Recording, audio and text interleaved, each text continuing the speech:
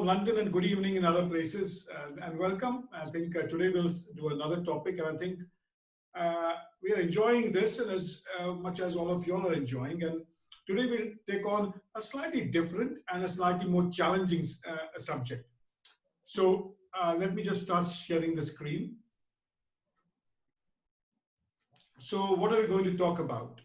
And so first of all, many of you all who have come here through the IBC, and that's what we're trying to do is we're trying to extend those courses online, and we're trying to see how we can try and continue this. And to a large number of people who are present here are generally from the courses that we have done, and we'll be continuing with that format a bit later. So what are we going to talk today about? And we're trying to talk today about a couple of important things: is understanding follicular recruitment and understanding those three new indicators of recruitment that have come. And for example, what we are suggesting is there something better than looking at antral follicle count? And is there something better than looking at AMH? And the reason is that the commonest challenges that we come across is, oh, the AMH is good, but I've got only 3 follicles growing, and I've got an AMH of 35 pmol, and I've seen very few follicles growing. And what this concept is allowing us to do is think a bit more laterally. So let's go back, and these were 3 papers. Very much, and if those of you who are Poseidon group members will have free access to these papers. And they are quite good papers because they started looking at a slightly different way of trying to understand the complex problems that we have. So let's go through the introduction. And conventional ovarian stimulation, and what is the aim? It leads to sufficient follicular growth and proper estrogen levels. That's what we want. And based on oocyte number, how do we classify treatments?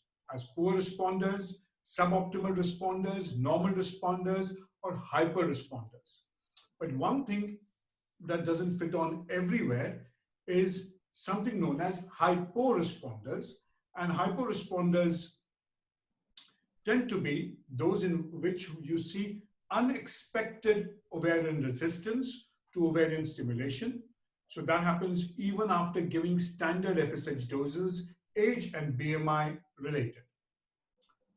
So how does it manifest? It manifests as a low FORT. And what is FORT? It's follicle output rate. So in simple terms, it is the number of pre-ovulatory follicles, which means again, number of follicles reaching 18 millimeter or so compared to antral follicles. So you see 20 antral follicles and you get 8 or 6 follicles growing at 18 millimeter, and that is called a low follicle output rate. And its pathology is very much not understood. And we think it's probably maybe gonadotropin deficiency. It could be resistance to gonadotropin. And both poor responders and normal responders seem to share the same phenotypic characteristics. So there may be a genotype-based mechanism, and that's too complicated. And I don't think any one of us has really understood that. So how do hypo responders present? So the clinical manifestation is there's an initial slow response to FSH, a slow estrogen rise, a slow follicular growth, and you end up using a higher dose of gonadotropins. Suboptimal response is again based on number of oocytes retrieved. And hyper response is resistance to gonadotropin stimulation, and the number of oocytes retrieved at the end of stimulation is inconsistent with the AFC. Now, this is the commonest thing that we'll see is you almost tell the patient that you've got a good AMH, you've got a good antral follicle count, and I think you're going to do very well. I think I'm trying to admit people at the same time. So, and suddenly you end up seeing a less number of follicles. So while this paper slightly goes into understanding these concepts, I will at the end move away for 2 minutes and I'll explain what our concepts are. And this is often what we've taught at our courses. So how do you assess hypo response? And there seems to be interplay between demographic, anthropometric, individual ovarian reserve, which is differences in AFC and AMH.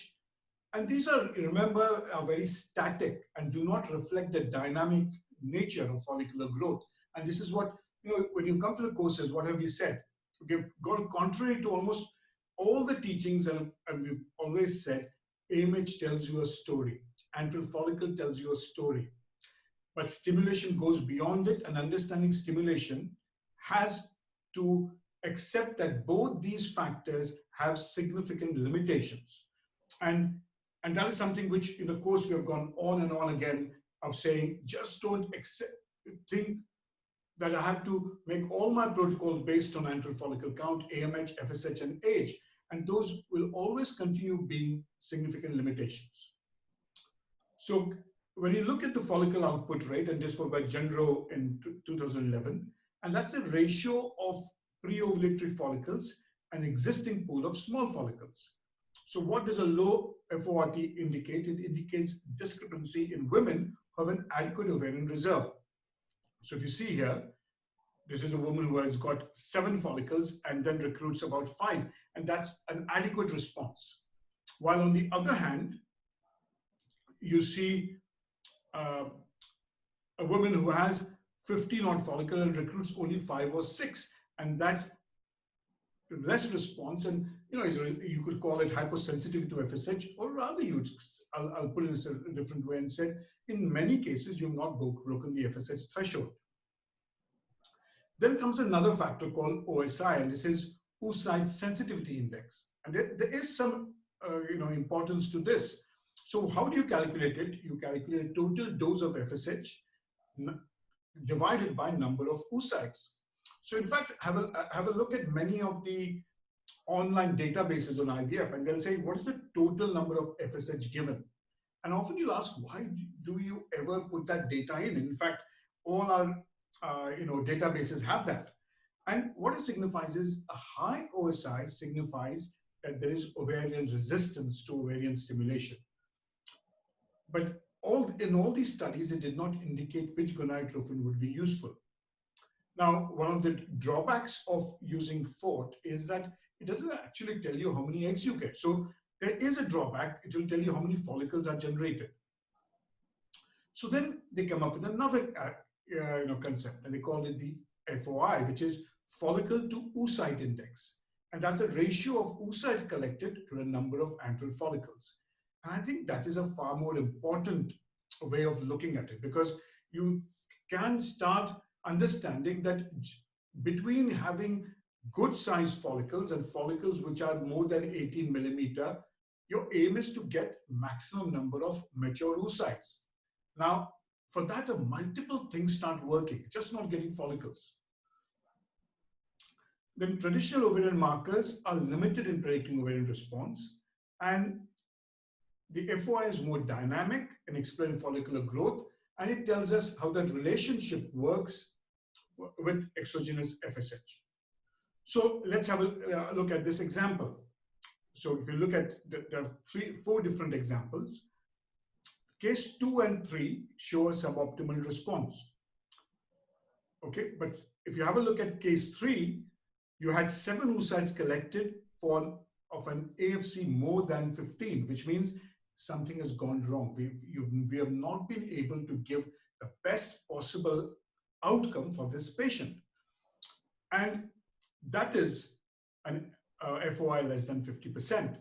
Look at number 2, you have a small number of follicles and you get a reasonable number of oocytes. Again, that means your follicle FOI to oocyte index is much better. You look at number 4, and number 4 is not only is there a hypo responder, there is also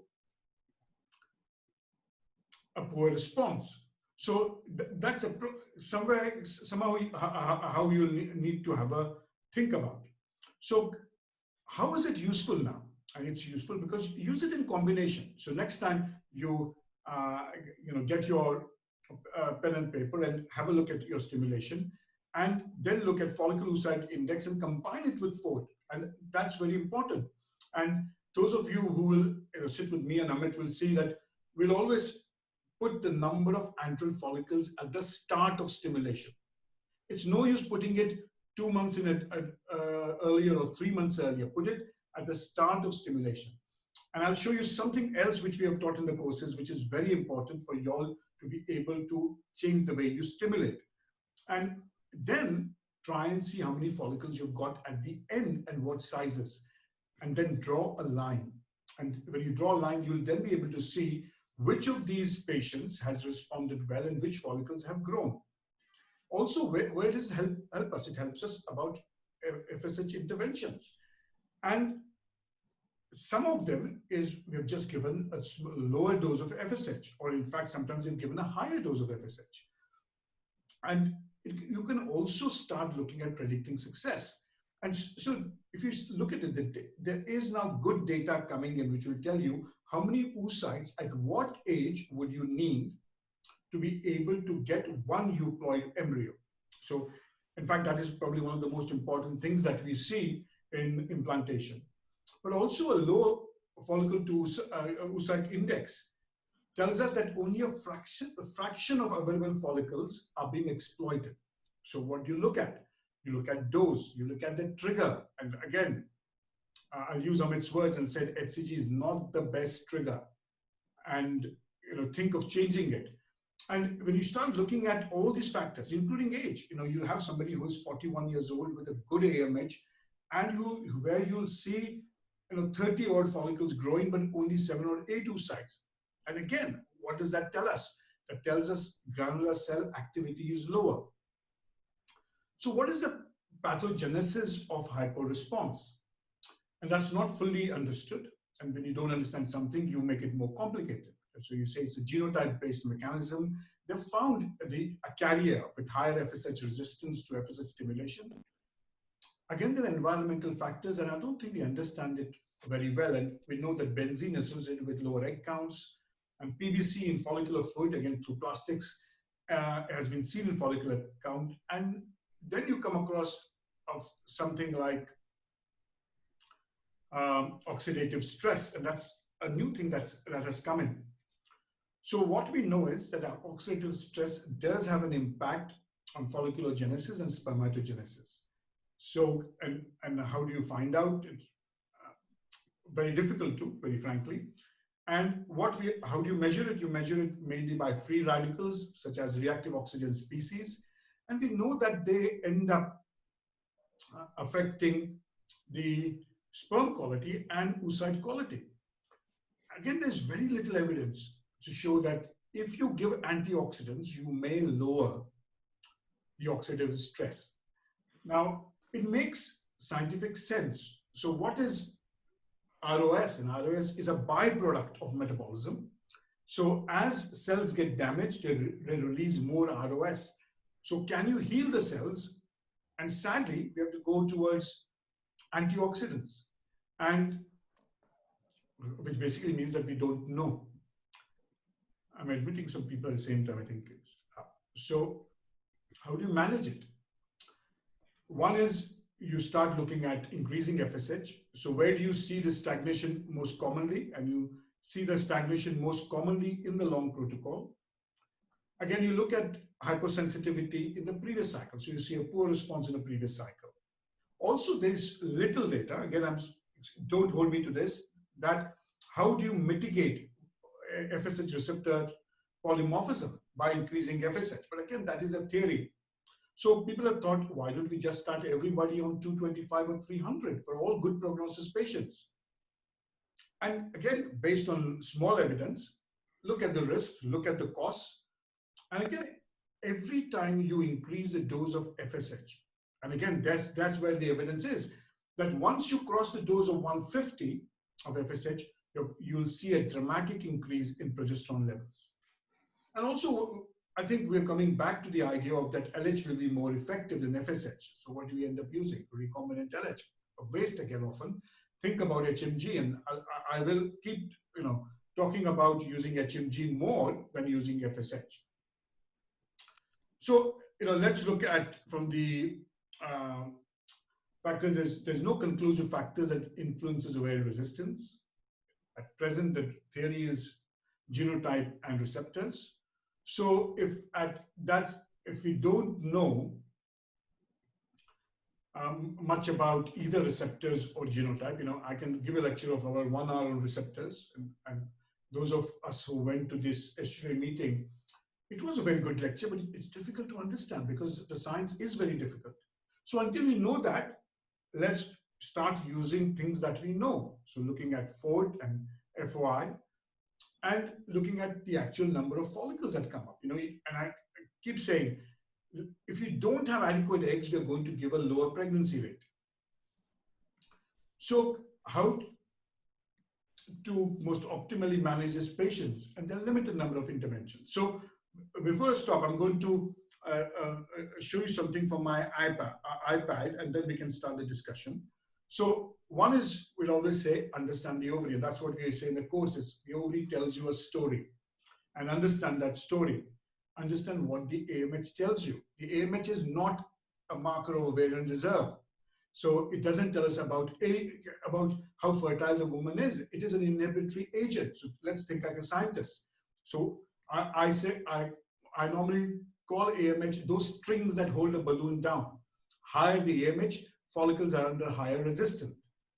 Also look at which follicles have less resistance. Bigger follicles have less resistance, and smaller follicles have less resistance. So, I'll coin a term and say, think high when the size is small, and think low when the size is large. And then you can think whatever you want on that.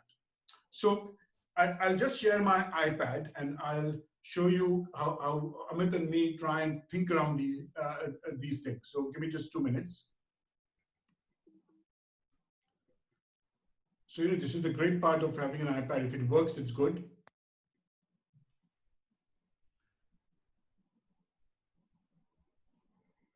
Yippee, it's working. Yesterday I was trying to talk to a patient and it stopped working. So have a look at this. So you have a case, and I'll always draw it this way. These are follicles which are about 4 to 6 millimeter. Okay, 4 to 6 millimeter, and these are 2 to 3 millimeter.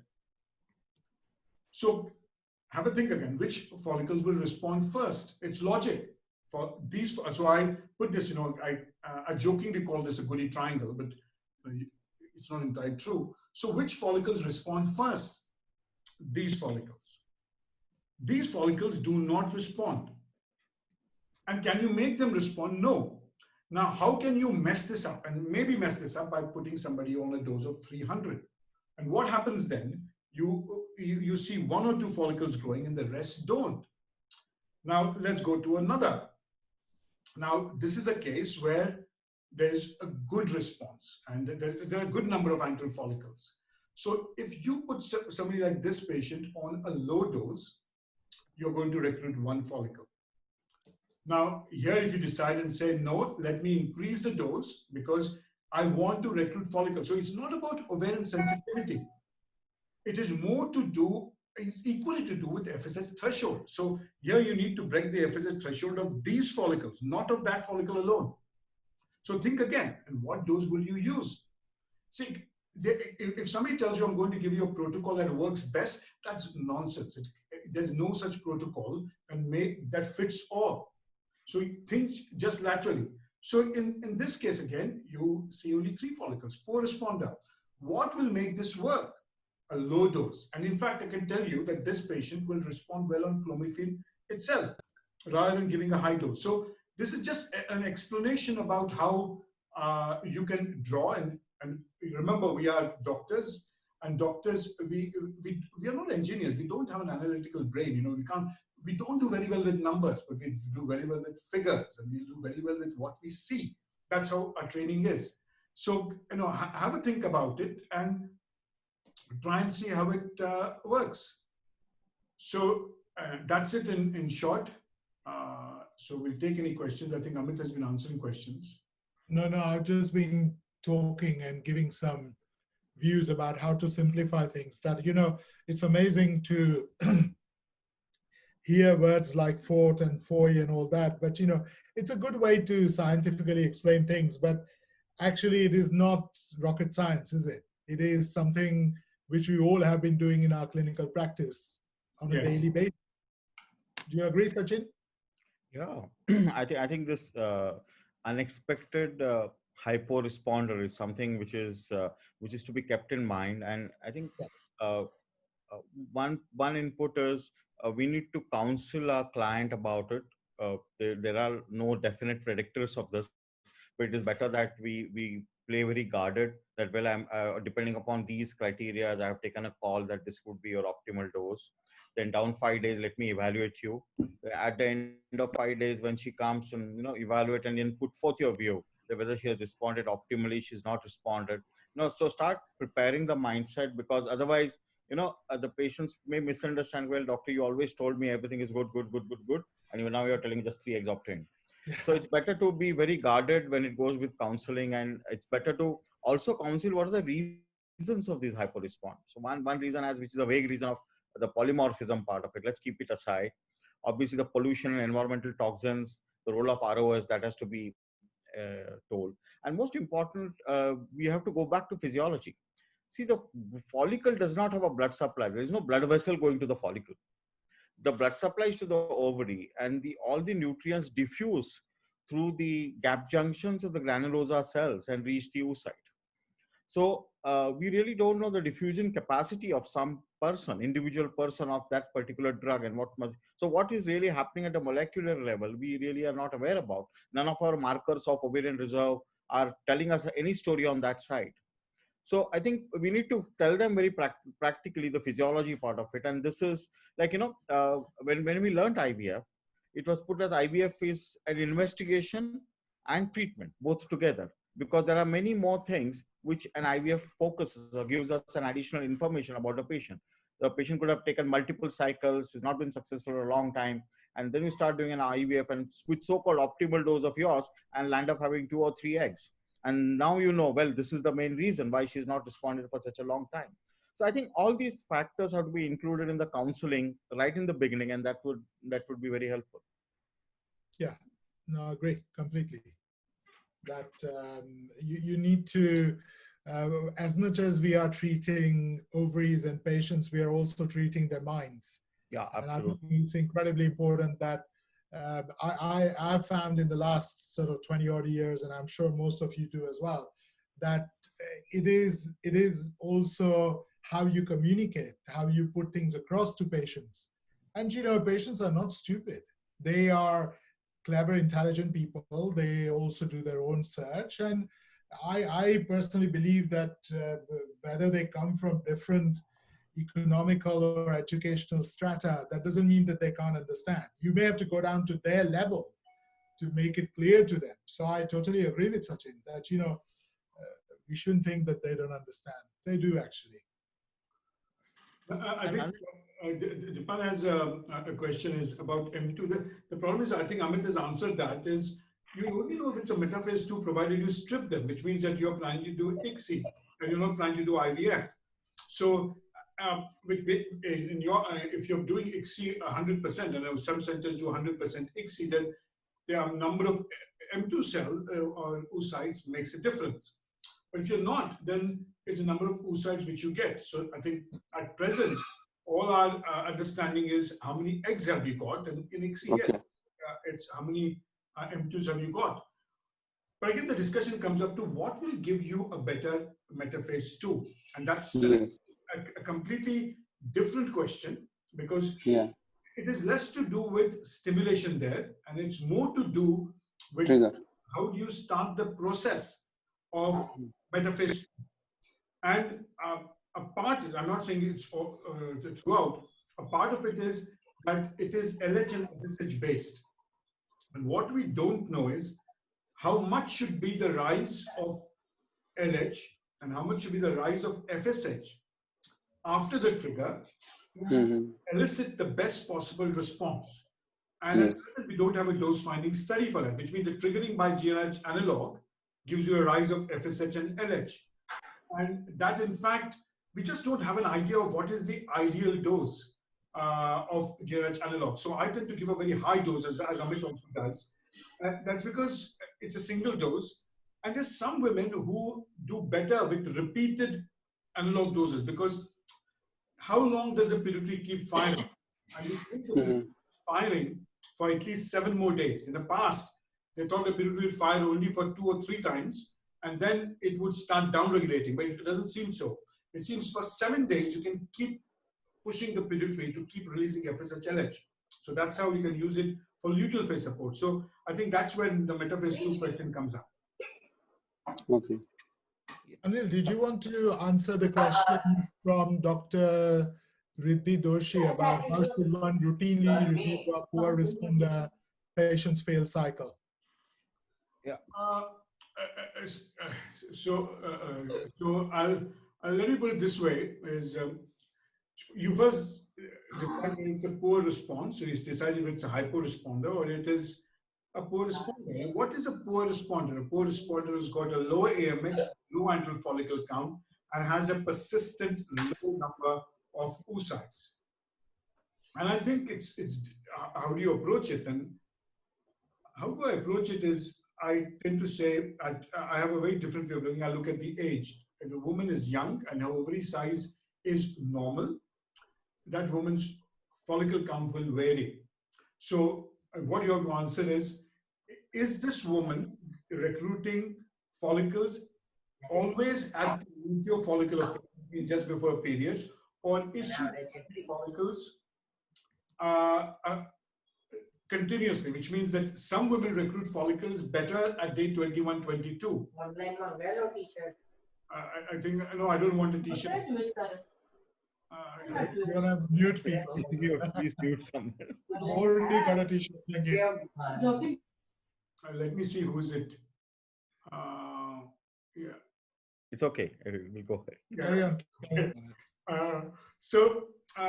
And that's something which I'll see is if you have one response, and I think if somebody has an AMH of less than 2.1 low, you again look at the antral follicle count, the size of follicles, and you look at whether there's a variability. If you vary in their follicle count, then I think they do better with the luteal phase start. So I think next week I can present a case where I had a lady whose AMH repeatedly is less than 2.1 and who's young, who's 35 years old. And she has 8 blastocysts with 4 euploid, which are now in the freezer. So, and what did I tell her? I told her, yes, let me stimulate when you present with the best follicles. So I rejected the antral follicle count and I rejected the AMH as a spot diagnosis, which means at one part. So I think that's one thing you look at a poor responder is, can you get more eggs? Which means, can you have more follicles? If you can't, I don't think you can do much about it. Yeah. I think also this is an important question that, they have come with a failed cycle, which is obviously telling us that there was a poor response and there was a low fort, and what interventions we should advise to try and correct it in the next cycle. That is one question which we can let everybody put some inputs onto that.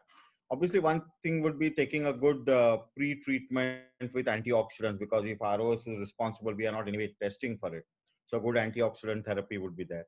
Then going to what drugs we should choose and what dose. So go by the call of AFC, as Anil is saying. So you can think of random start. So keep calling her every 7 days. Have a look at the AFC. When you feel the AFC is the best, you go ahead with the stimulation. And drugs to choose. Anil, would you focus on any drugs to choose? Because I think a combination of a recombinant and HMG together, or just a good HMG, because Indian markets are full of so many HMGs. And sometimes I feel it is just one of those urinary HMGs, which is not one of those greatly standardized that's being used, and then it could be drug related as well. So choosing a proper drug. And most important, I just want to ask, should we just take a day ahead in stimulation? Because anyway, if you're going to go for vitrification or all, that rise in progesterone wouldn't matter to us. So should we go a little ahead in stimulation rather than restricting to a particular, or look at the herd and let the herd progress 1 day more? and then give us trigger with HCG as well as the agonist. So let's put it this way. What does evidence suggest? And evidence suggests that for every increase after 18 millimeter, if you wait for an extra day, you get more mature M2s, but that's based on very small observational studies, and that is, I think I presented a paper on that a few months ago. And so I don't know the answer. I generally tend to trigger between at around 20 millimeter rather than 18 millimeter, unless it's a PCO patient and it's a young patient. And I believe one of Ahmed's bosses used to give stimulation for only 10 days. If a woman is young, oocyte quality generally tends to be good. And as women age, and aging is a very odd process. How do you classify aging? Is it a decline in granular cell activity? Because that is aging itself, and that happens with age. And some women do age earlier, which means that the granular cell activity starts going down much earlier, and the AMH starts declining much earlier. So I don't know in regards to which gonadotrophin should you use, and I think gonadotrophins have the same powerful response as religion has. And when I ask people, in every course, what happens is we tell people don't use recombinant alone, because that's not how nature works. And everyone will say, give us evidence about HMG. There is damn good evidence about using HMG. Now, if you're doing HMG in your backyard, then you can't use that HMG. You need HMG again, which is quality controlled, HMG which maintains stability and which less batch-to-batch variability. Sachin, will you be able to answer to depend that how much leuprolide or decapeptyl do you use? Yeah, I used to use decapeptyl earlier, and that was 0.2 milligram. And now with leuprolide, I'm using 3 ml. So in India, we get 4 ml equal to 4 milligram vial. So I use 1.5 ml 2 doses subcutaneously, because 3 ml giving subcutaneously could be a bulky dose. So 3 milligram is my trigger dose, whether I'm using it alone or whether I'm using it as a dual trigger, whatever. So yeah, that's exactly the similar kind of dose that what we would use. And if you convert the dosages, depend for us, Supracare or buserelin comes as 1 ml equals 1 milligram, which is very similar to what decapeptyl comes at, as Sachin said, that he uses 3 ml, which is equal to 3 milligram of decapeptyl, I think, probably. Sachin says leuprolide. Well, Sachin uses both. You can use leuprolide. If you're using leuprolide, use 3 milligram. If you're using decapeptyl, 0.2 milligram. Don't use all both the things together. Yeah, but decapeptyl 0.2 sometimes doesn't work. Yeah, that's why I've shifted to leuprolide 3 milligram. Yeah. Thank you, sir. I mean, we've got pretty standard stuff. We got Supracare or buserelin, and that's, I mean, patients by mistake have ended up injecting them with 5.5 mils of whole vial, and we still get eggs, and people by mistake have ended up injecting 0.3, 0.5. People do that mistakes because our patients inject themselves generally. So, but it's very rare that they make mistakes. But, I think it's not about the dose. Often it is about when you time it, who are the group of people you are using it. So I suppose it's all there. But I mean, I completely disagree with anyone who has to say that HCG gives you better quality eggs or more number of eggs as compared to Supracare. That is not what my experience shows. And I can't remember last time I've used HCG for trigger in the last at least 1.5 years. I almost always, unless there are people who are going to go for a fresh transfer, then I would use HCG, but that's very rare in my practice now. Yeah, there's just another slide I want to show. And this was from the only paper that has come up in Pax Minerva. And it says age-related. So if you want to find that paper, they charged me a lot of money to get that paper. And then I realized that I could get it free. And that's very, very odd and very upsetting.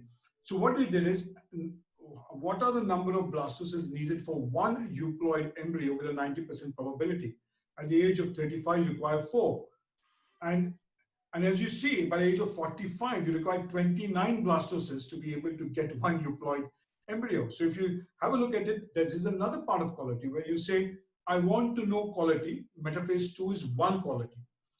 Again, fertilization is another quality. Blastocyst is another quality. Euploid is another assessment of quality. So, and that's what age tends to do. And that's it's quite a nice paper,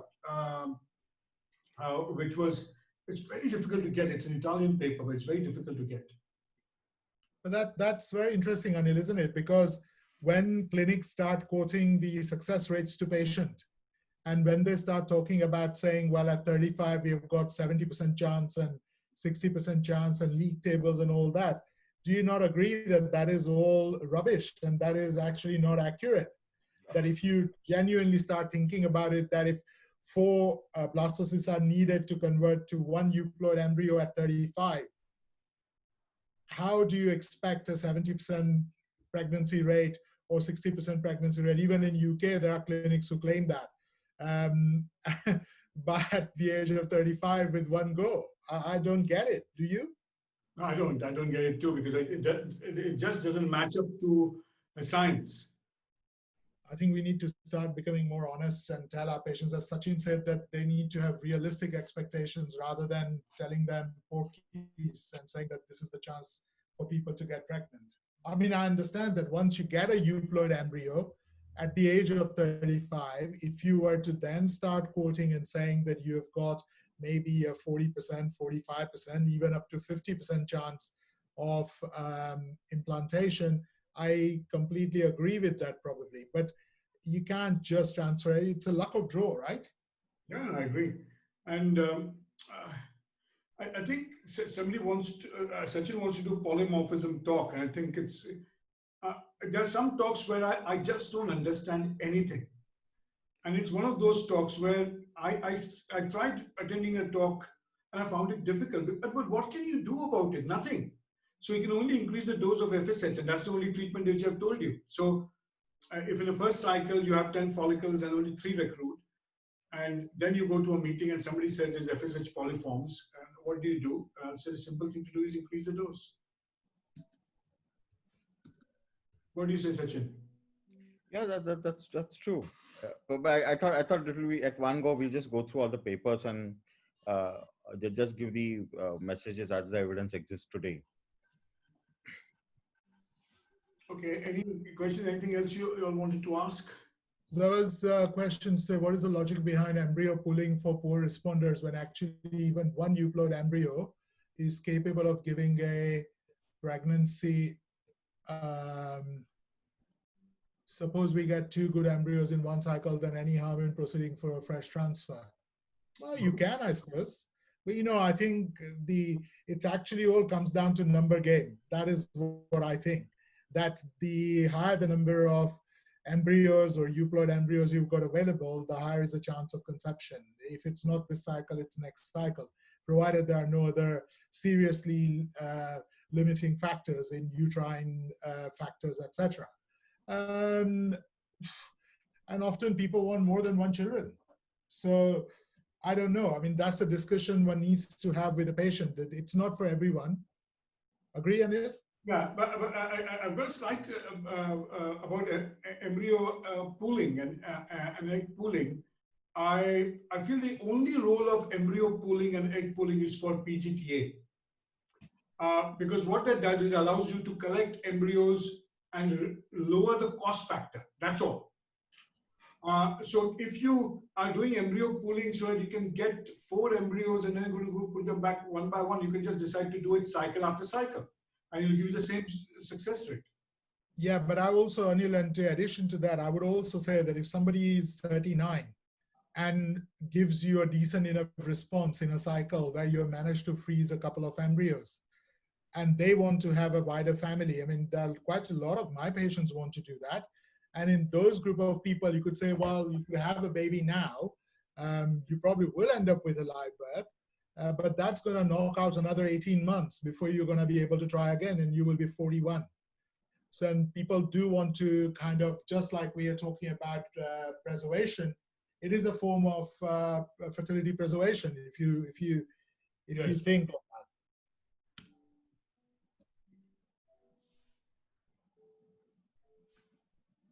Any questions? Anything anybody wants to? So you can start using the triangle and drawing. The drawing is quite good at it. Yep.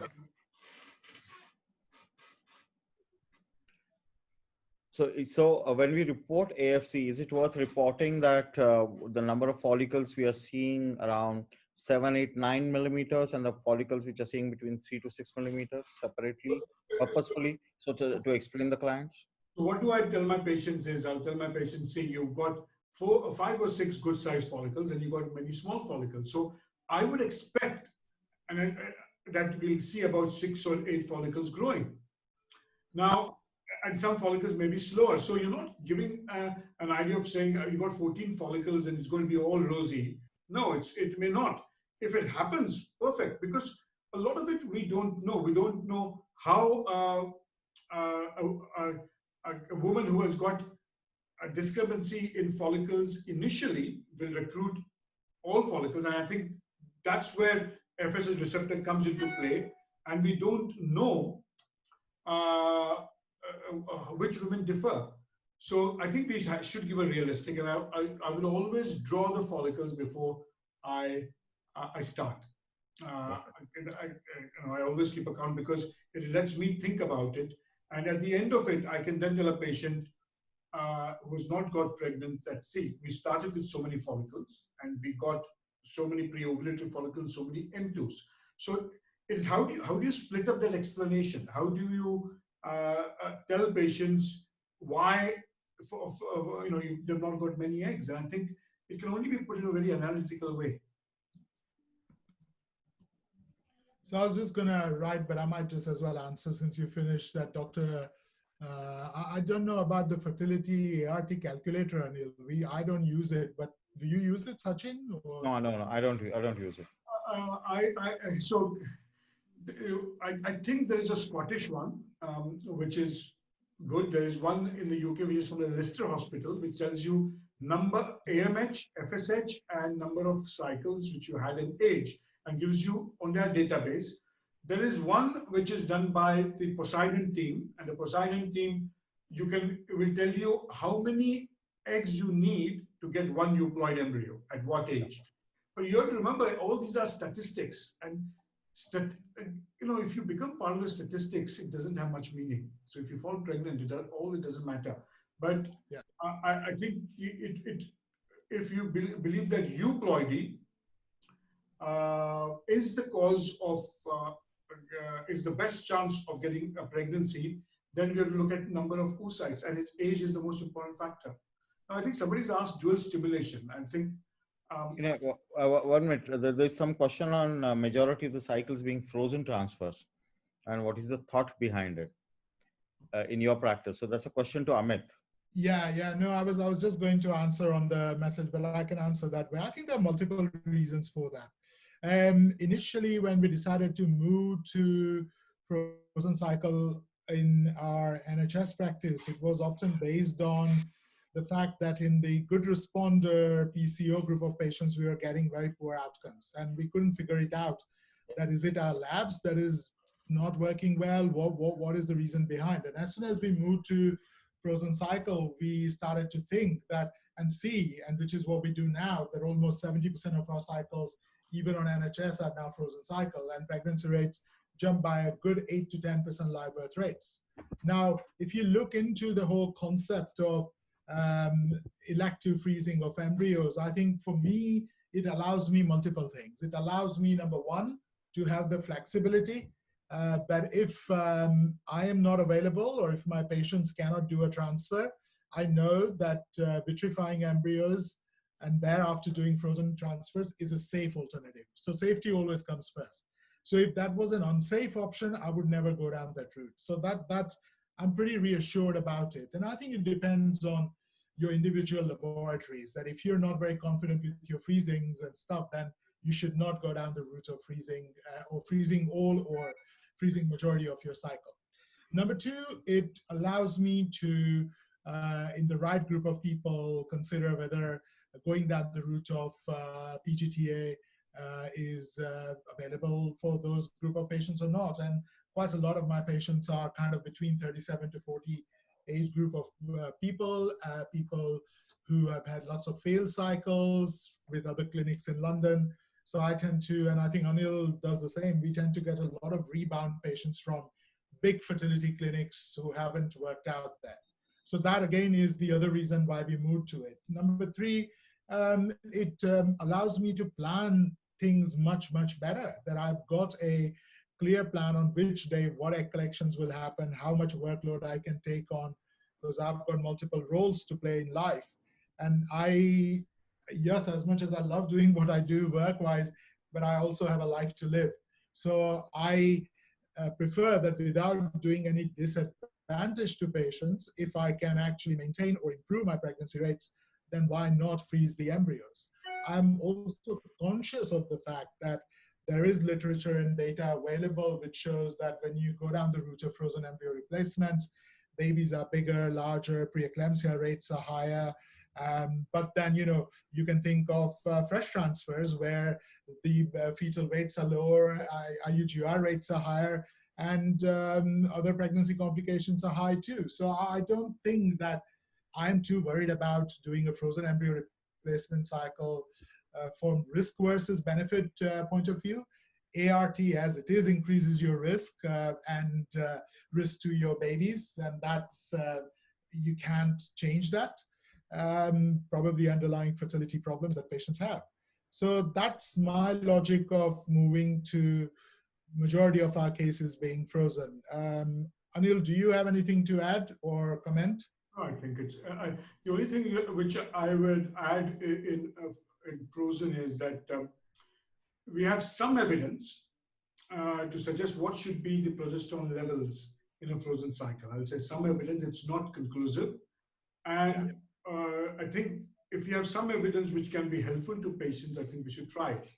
The second thing is, I don't know if our drugs have a negative impact on pregnancy. I don't know if preservative agents have negative impact on pregnancy.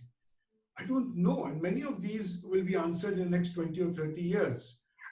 Based on it, I feel you have to wait. So babies born through a fresh cycle are smaller than babies born via a frozen cycle. And we think high estrogen levels are one of the primary factors which affect uteroplacental function. So I don't know the right answer. Now coming to dual stimulation, I know it's very exciting and it's very good to talk about dual stimulation, but many of us fail to do it properly because it is difficult. And in the last 5 years, I have probably done only 2 or 3 dual stimulation, because one is you should be able to see a good antral follicle count on the day of trigger. And many poor responders don't have that. So you're increasing the burden to a patient through surgery and costs.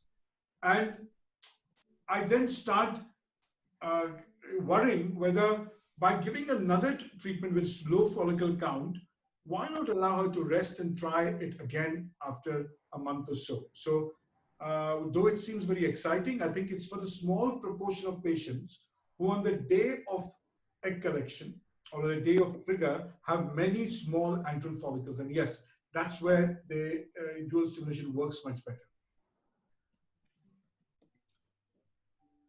I think also, if you look at and compare fresh versus frozen Anil as well, that you ask the patients, and the patient survey that we did at Fertility Plus as well, and you ask people that, what did you find less stressful? What do you find more easier to go through? And most people, without doubt, would say that giving a bit of break after a gazillion amount of drugs, high estrogen levels, surgery, anesthetics, it's actually a welcome break for a lot of people. So no, I'm not averse to the idea of having fresh transfer. Don't get me wrong. I'm not saying that that's a bad thing to do because that's what we have done for 30 years. But I think I am very actually, on the other hand, open to the idea of thinking differently. I'm open to the idea of suggesting things to patients which are reasonably safe without dramatically increasing any risks. And I think that is where we are. I mean, who knows about the whole ART pregnancies and babies, and in 40 years' time, what will come out of that? God knows.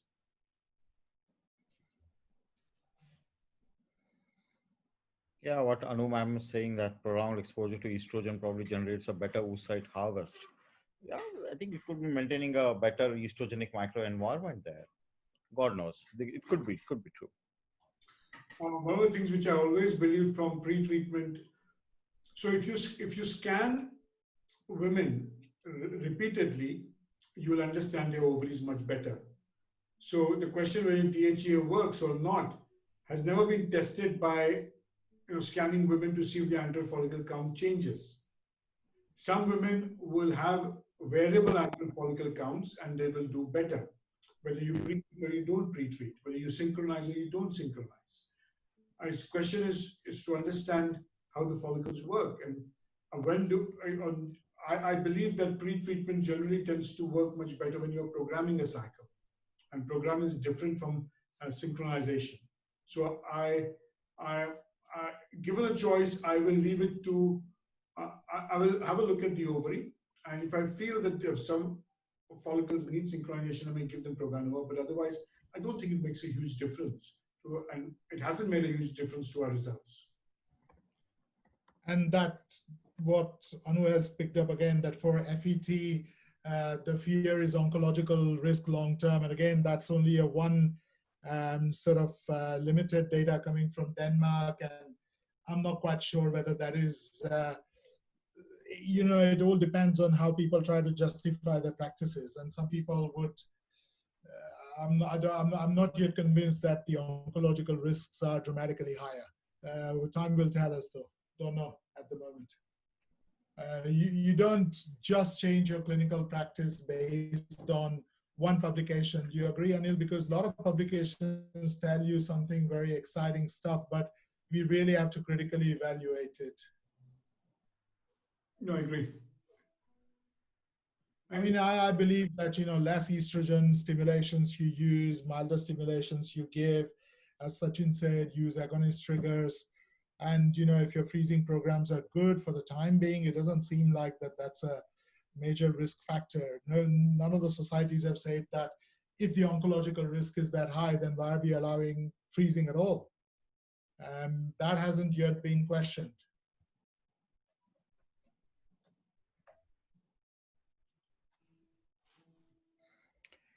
Well, I think we should retire. And what would be the next topic, Anil? I don't know.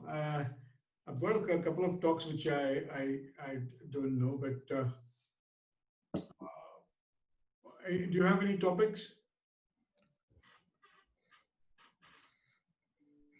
Let me think about it. I've got a few lectures in my box, so I'll think for 2 days and I'll send an invite.